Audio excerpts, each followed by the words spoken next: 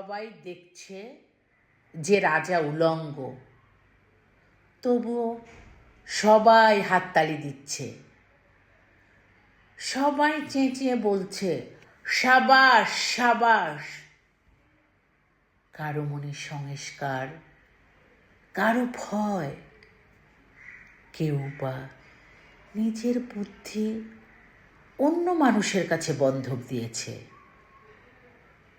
কেউ বা পরান্নভোজী, কেউ কৃপা প্রার্থী, উমেদার, প্রবঞ্চক।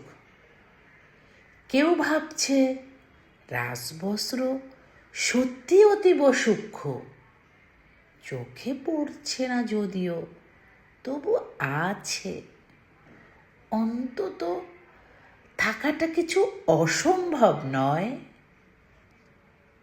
গল্পটা সবাই জানে, কিন্তু সেই গল্পের ভিতরে শুধুই প্রশস্তি বাক্য, উচ্চারক, কিছু আপাদমস্তক ভীতু, ফন্দিবাজ অথবা নির্বোধ স্তাবক ছিল না। একটি শিশুও ছিল, সত্যবাদী, সরল, সাহসী একটি শিশু।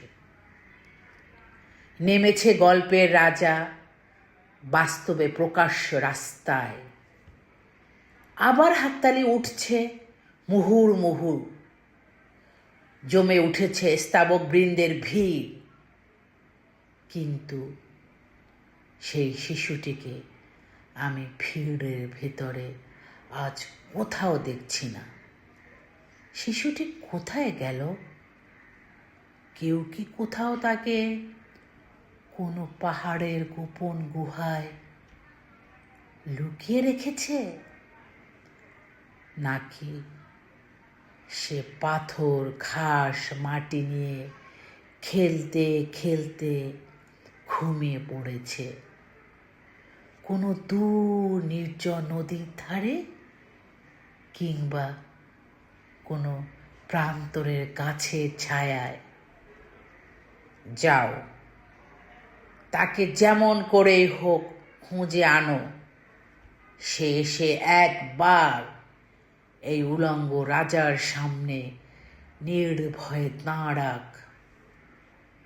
সে এসে একবার এই হাততালির ঊর্ধ্বে গলা তুলে জিজ্ঞেস করুক, রাজা, তোর কাপড় কোথায়?